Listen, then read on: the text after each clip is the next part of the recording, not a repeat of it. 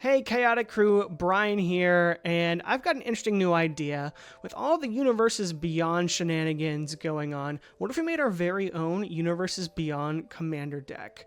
I'm actually pretty well known in my friend group for this exact reason, making these proxy decks for Magic. They're made of real Magic cards, but I just make alt art with fun video games or pop culture things, and I turn it into a whole deck. So the first one I ever did was this Legend of Zelda Tears of the Kingdom proxy deck. And if you want to know how I built this, I just went to mtgcardbuilder.com, made a free account there, and just made all the cards there. Then I used printing proxies to upload those cards there and order them that way. Make sure to stick around to the end of this video so you can make sure to download all of the cards that I made here today. That way you can make your very own Legend of Zelda Tears of the Kingdom deck. And if you're enjoying the content, make sure to like the video, subscribe to the channel so you don't miss out on any of these new videos that we're doing or any pre-con giveaways we do in the future. And if you make sure you become a channel member, you get extra entries to those future pre-con giveaways. So good to know there. So my process when it comes to making these commander decks is interesting. Pretty much I take the IP and I try and really go a flavorful way with it. I'm a big creature guy, and especially when it comes to video games, a lot of video game franchises have really unique and interesting enemies and bosses and whatnot. So really wanted to make a deck that showcased all of the creatures of Tears of the Kingdom and characters. So I wanted to really embody that. I think a really strong creature deck that I was interested in building, but I also think makes a lot of sense when we get to who the commander is here in a second, was of course Durnan of the Yawning Portal. So 3 of anything in a green for a 3/3. Whenever he attacks, look at the top 4 cards of your library. You may exile a creature card from among them, put the rest on the bottom of your library in any order. For as long as that card remains exiled, you may cast it. That spell has Undaunted. And if you don't know what Undaunted is, it just costs X less to cast, where X is the number of opponents you have at that given time.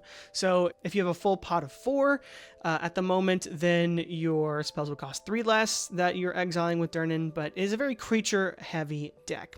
And he has the choose a background mechanic, so you want a background that really works well with Durnan, and this is actually the alternate commander for the the Baldur's Gate set that came out, and I'm also pairing it with the background it comes with, which is Passionate Archaeologist. One of anything in red. For legendary enchantment, commander creatures you own have, whenever you cast a spell from exile, this creature deals damage equal to that spell's mana value to target opponent. So really, to make this deck the most flavorful, I thought, oh my gosh, Durnan is essentially summoning creatures, right? We're making it a lot easier to summon creatures. And who in Legend of Zelda Tears of the Kingdom is doing that, is bringing forth lots of creatures? Well, that's right, Ganondorf. I've got Ganondorf Desert Tyrant as my commander, and you see I kind of had a full art version of him. Whenever I bring this deck places and I play it, I'll always bring a copy of Durnan, so people can know what my commander actually does. But this is just a really cool official artwork from Nintendo, and I put the artist there as well on the card. But this is really cool. And then for the alternate of the Passionate Archaeologist, we have the Tainted Stone. Of course, in that game, Ganondorf steals this stone and essentially, embeds his dark power into it and makes him stronger. And of course, this deck really embodies that, because as he's summoning these creatures, he's dealing damage to our opponents and really just, doing a ton of work. This is probably one of my stronger decks that I've made, and it really was trying to make it flavorful to this, so I really love how it kind of turned out there.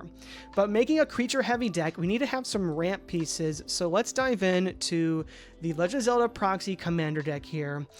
We've got Yiga Blade Master and Yiga Foot Soldier as our Llanowar Elves and Elvish Mystic. Now, when I was getting artwork from the game for these cards, I was really wanting to get the Foot Soldier in the magic pose and the the Blade Master in an attacking pose. I kind of got them opposite, so I maybe should have swatched it to more flavorfully hit Elvish Mystic and Llanowar Elves. But I thought these are great fits for these cards flavor-wise, because essentially the Yiga are trying to help summon Ganondorf and help him reach his true form. And of course, turn 1 mana dorks are a great way to get our commander out a little early. Next, we have the Hidden Korok, aka Elysian Caryatid, and the Bubble Frog, also known as the Sakura Tribe Elder. So these are also ramp pieces. Hidden Korok will give us a mana, but if we have a mana with power 4 or greater, we get 2 mana of any one color instead. So that's really neat there. And flavorfully, it's a plant, so I thought it worked well. Bubble Frog, we can sacrifice it to get a basic land, and you're killing Bubble Frogs in the game for their gems. So I thought that was pretty flavorful there as well. Next, we have Hetsu Korok Traveler. As Shaman of Forgotten Ways, he of course helps you and gives you mana to accelerate you, but also can make each player's life total equal to the number of creatures you control. That's pretty strong ability, and I just thought he was a fun person to have on there. Mineru, Sage of Spirit, as Somber Walled Sage. She taps, adds 3 mana of any one color to cast creature spells, so I really like that a lot there too. More ramp, we have Vow of Tulin as Rampant Growth and Serenade to a Great Fairy, which is 3 visits. I thought these flavorfully fit the cards, right? Tulin is growing. I have the other vows of the other 4 champions in here too, but this is a ramp piece. I thought it fit well, especially because Tulin's ability is helping you go faster, helping with your movement in the game, so that makes a lot of sense. And then starting to do a Great Fairy, you're visiting these fairy fountains. It's multiple visits to these great fairies, so I thought that worked really well there. The Dragon's Tears is Nature's Lore. And that's another great ramp card, helping you advance in the story, give you more of that knowledge and that forest, right? Blue Boss Bokoblin is an altar of Beanstalk Giant, so a 7 mana star. Its power of toughness are equal to the number of lands you control, so it gets big. Obviously, if it costs 3 less from your commander, then you're only paying 4 for it, which is great. But it's also a great ramp spell, right? 3 mana to get a land basic to your battlefield untapped is really great there. We have Zonai Shrine as Utopia Sprawl. It is a great enchantment to put on one of your forests, and it can tap for an additional mana of red, which we'll probably have. We have a lot of forests in here, so this is a way to get good red mana. Another turn 1 play, right? This helps you advance Link in the story, so really great there. The Great Upheaval is, of course, Shadow in the Warp. 3 mana for an enchantment. First creature spell you cast each turn costs 2 less to cast. And whenever an opponent casts their first non-creature spell each turn, Shadow in the Warp deals 2 damage to that player. So this really fits well with the game, right? It's setting up Tears of the Kingdom in general. It's making the game harder. It's harder than, Breath of the Wild, and it's making it easier for Ganondorf, harder for Link. So I really like that there. And then some more ways to reduce the cost of our spells. Raru, Sage of Light, is Goreclaw. Right, I love that there. Helping our bigger creatures cost even less, right? Even if they're undaunted, they're going to cost even less now. And then Colton, the Bubble Gem Fanatic, is making all of our green and red spells cost 1 less to cast, so really solid card there. And it's a Goblin Shaman. I thought Colton fit a Goblin Shaman pretty well. Raru as a bear? Probably not, but you work with what you got. Try and make it as flavorful as possible. Well, if we're running big creatures in this deck, we need to have some great big creatures that also have synergy, right? Phantom Ganon here, Keeper of Secrets, works fantastically in this deck. 6 mana for a 6/4 first strike haste. Whenever you cast a spell from anywhere other than your hand, Keeper of Secrets deals damage equal to that spell's mana value to target opponent. So this works essentially as a secondary Tainted Stone, right, or Passionate Archaeologist, to really help burn out your opponents even more. And then we have Colgera as the Nalfeshni. Both of these being flavorful demons, obviously. Nalfeshni has flying, 4/6, and will copy, any spell you cast from exile. So really love that flavor there too. Next, we have the Queen Gibdo and the Marbled Goma. It's Apex Devastator and Tlenkali Hunter, respectively. So Queen Gibdo as Apex Devastator, I love this because when it enters, it makes those 4 pillars. It's the Cascade, Cascade, Cascade, Cascade. It also is a big, chunky girl, so a 10/10. And then Marbled Goma, I love it because, you can, exile a creature card with Retrieve Prey, but you're mainly casting this for the creature side. And it works as a Scorpion. I feel like it has the arachnid kind of vibe going on with it, so I thought it worked really well there. And it definitely tramples over you, so I think it worked really well. Next, we have the Muktarok as Emergent Woodworm and Seized Construct as Artisan of Kozilek. So Muktarok, 7 mana for a 4/4, backup 3. So when it enters, you put 3+1/+1 counters on target creature. If it's another creature, it gains the following ability until end of turn.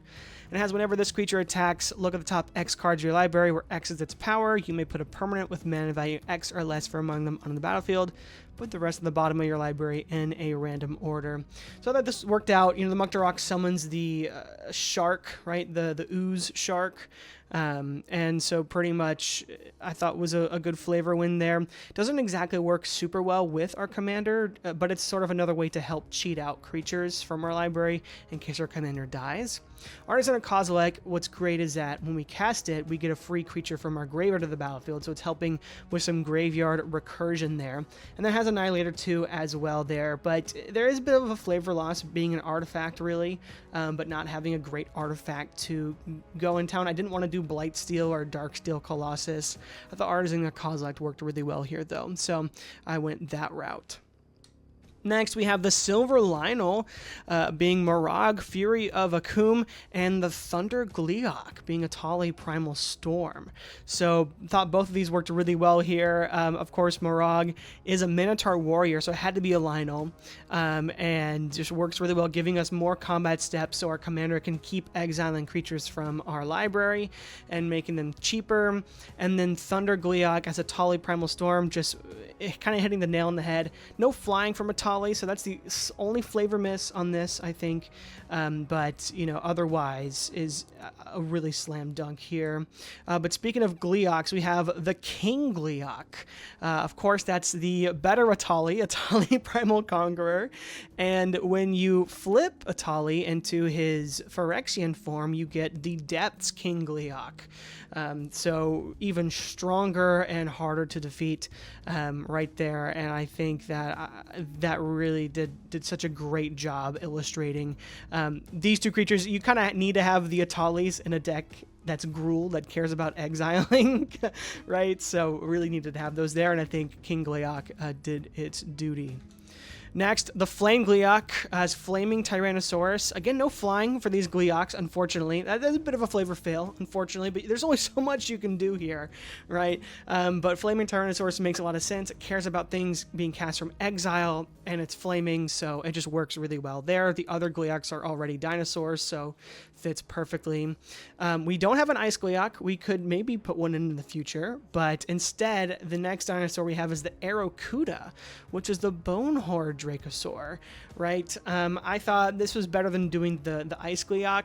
It made a lot of sense to me, and I think this looks a lot like the Bone Horde Dracosaur in general anyways, so works well for me to have the Aerocuda here, even though they're kind of useless in the game. Maybe you could make a case for the Ice Gleeok, but I'm not worried too much about it there. Next, we have Regal Behemoth as the Molduga. I really love that. And then, of course, the regular Lionel is Stonehoof Chieftain. So, I've been talking just generically about the real cards, but Molduga, Regal Behemoth, is great here, giving us a little bit of extra card draw, letting our mana do double the work, right?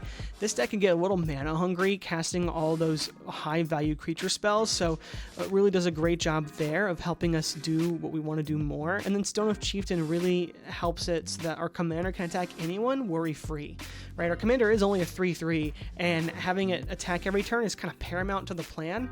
That's not always going to be easy, especially with 3 opponents who will probably have blocker/removal to deal with it, so Lionel here helping that out a little bit.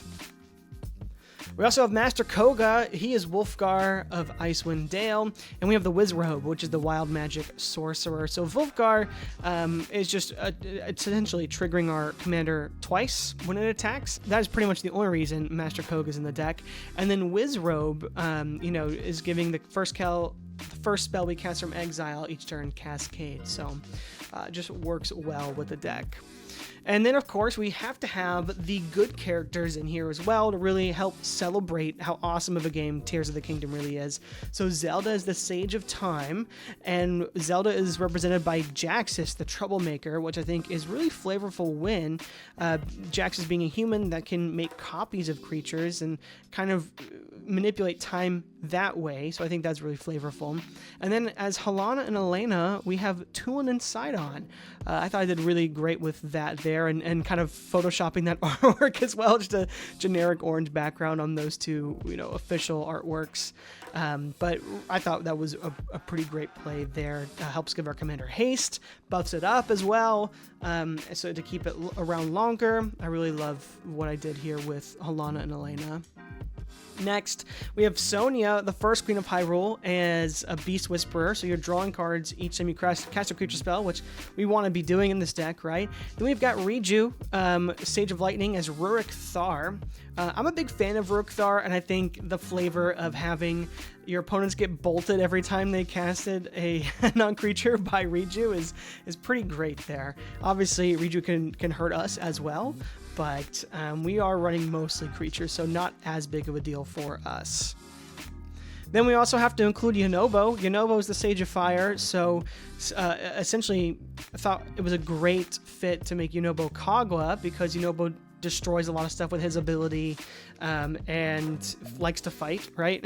He picks a fight with Link when he's under the mind control, so it kind of just works out a lot there.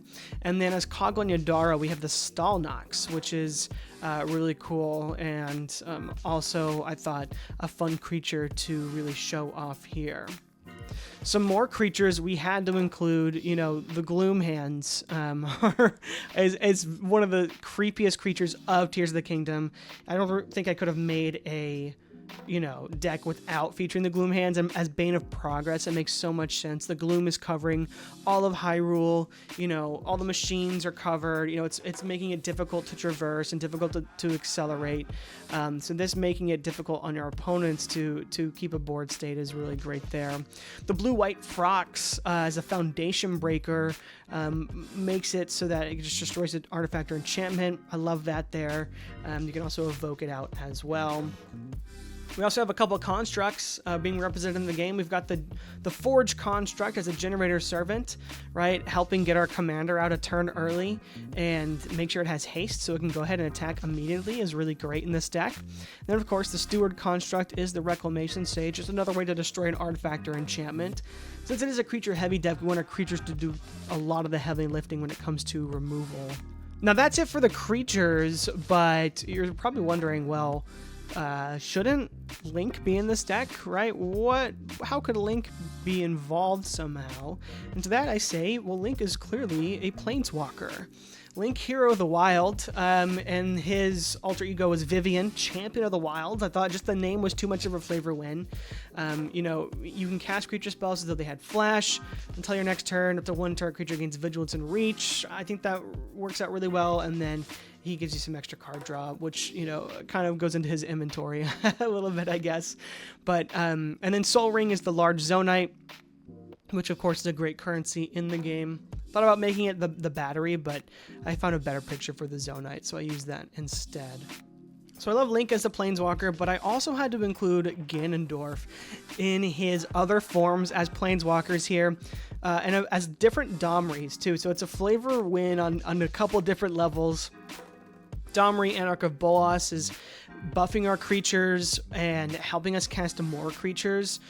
That is what the first weakened Ganon is doing, right? It also helps us do removal, right? Whereas the Demon King Ganondorf, aka Domri Chaosbringer, is, also helping us cast a lot of creatures, but also helping us find more creatures to cast, and then the big ultimate to really win the game there.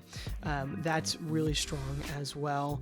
So we may have a fun little token to show at the end. Don't go anywhere. We've got some other cards to go over, like the Lightning Greaves and the Swiftfoot Boots as these terribly photoshopped Desert Vogue Greaves and Sand Boots. We have Demon King's Will and Seal the Darkness as Jeska's Will and Chaos Warp. 2 amazing cards to have in any red deck, especially one that cares about cards being exiled. So really love that there. We have the other vows, right? We had Vow of Tulin earlier. This is Vow of Sidon, Heroic Intervention. So the shield he gives you in-game is now Heroic Intervention to give all your permanents that you control hexproof and indestructible. Never thought he'd be helping out Ganon, but here we are. And then, of course, the Vow of Yunobo, and Yunobo destroys stuff. So this is destroying an artifact, enchantment, or an artifact and an enchantment. So it works really well both ways. Then we have the Vow of Riju, which is a board wipe. Call forth the Tempest, literally calling a storm. Has Cascade, and it deals damage to each creature our opponents control, equal to the total mana value of other spells we've cast this turn. So really great in a deck that we have a lot of high mana value creatures. So really strong there. And then Surge of Gloom, the other board wiper running as Blasphemous Act, right? This is how Ganon gains his power. He attacks Link, destroys his arm, right? And covers all of Hyrule in gloom, which is that Blasphemous Act there. Rise of the Demon King, Garrick's Uprising, right, is going to help us draw some cards, but give our creatures trample as well.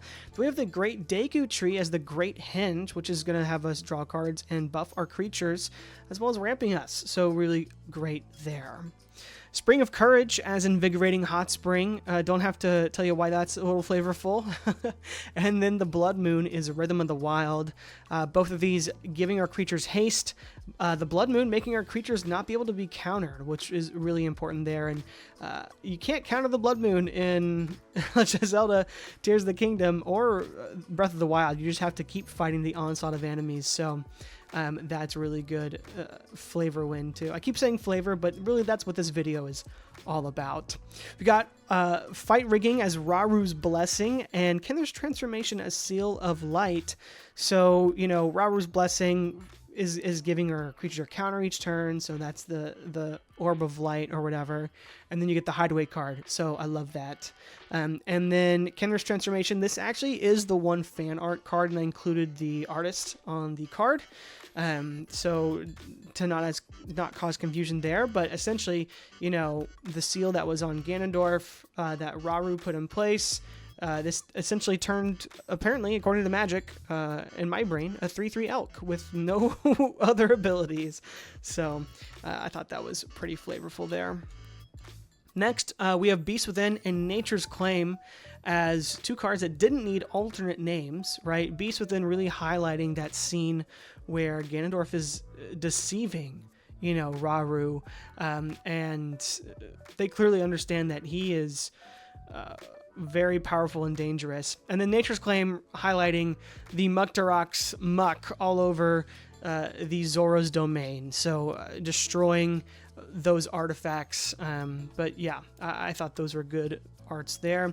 And then the last 2 non-lands in the deck, Relentless Assault and Sticky Fingers.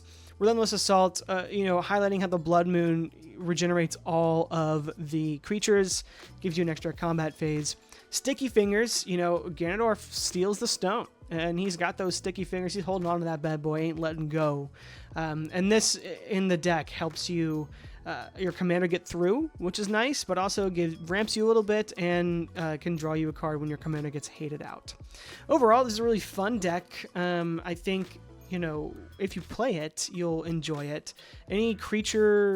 Any big stompy lovers will really love this deck. And if you love Legend of Zelda, I'll show you in a second here how to download this deck. But first, need to go over the lands. That's right. On my other decks, the lands were a bit much to do, but I think I really needed to do it in this one as well because the landscapes are really gorgeous in this deck. So we've got Path of Ancestry as Great Sky Island, Command Tower as Lookout Landing Skyview Tower, Cavern of Souls, no name needed there. It's the cavern in the beginning of the game. Exotic Orchard is the Spirit Temple, so love that. Dragonhead Island as Stopping Ground. Rito Village is our Cinder Glade. Then we have Goron City and Death Mountain as 2 more lands that can enter untapped. Korok Forest and Kakariko Village, other lands that get us red or green mana, or both. Lightning Temple is Game Trail. It can come in untapped, potentially. And then Spine Rock Knoll as the Fire Temple. Then we have Terry Town as Commercial District. Temple of Time as the Temple of Abandon. Then we have Hyrule Castle as Castle Garenbrig. Water Temple as Mosswort Bridge. Gerudo Desert as Scavenger Grounds. It is a desert, but Gerudo Town is not a desert, so I made it Evolving Wilds, but it helps us get to another land, right? I like that a lot. Zora's Domain, Blighted Woodland, just name-wise, felt like it makes sense. And then Wind Temple, I wanted Kessig Wolfrun in the deck, and Wind Temple kind of fit the bill the best, so I put that there. Yiga Clan Hideout is Rogue's Passage, and Scorching Coliseum is Skarg the Rage Pit. So that is the deck as far as all the lands, non-lands. But we do have a few tokens. So that, and we also have some lands. So I put the cart a bit before the horse there.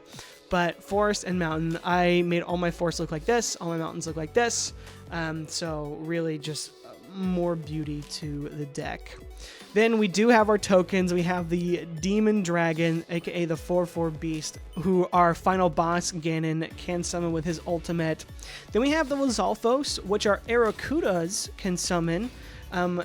It's the Bonehorde Dracosaur. That's why I mainly thought that that was the best flavor one, because Arakudas could definitely bring Lizalfos in as backup and will typically be around treasure chests as well. Speaking of, we do have a treasure chest and the 3/3 Beast that the Beast within will turn your opponent's creature into a choo-choo. So really love that there. That is going to be the end of the deck. And if you want to build this deck yourself, feel free to download the document in the description below. It is going to be open, so please don't, mess it up for anyone else. You can download it, print them out, cover your cards with them, or you can save the pictures, upload those to card builders, order your own deck, really whatever you want to do with it. This is just a labor of love that I did. I wanted to share with all of you, so make sure to like the video if you enjoyed it, subscribe to the channel so you don't miss more of this cool stuff, or miss any of our upcoming pre-con giveaways. Don't forget to become a member of the channel so you can get an extra chance to win one of those pre-cons. And let me know in the comments below what video game, what pop culture thing do you want me to make altars of next. It might be a minute before I do another one of these because these do take time. Maybe I'll do something more short form, like, what if, Mario was a secret lair and I made like 5 Mario cards instead of a whole deck, right?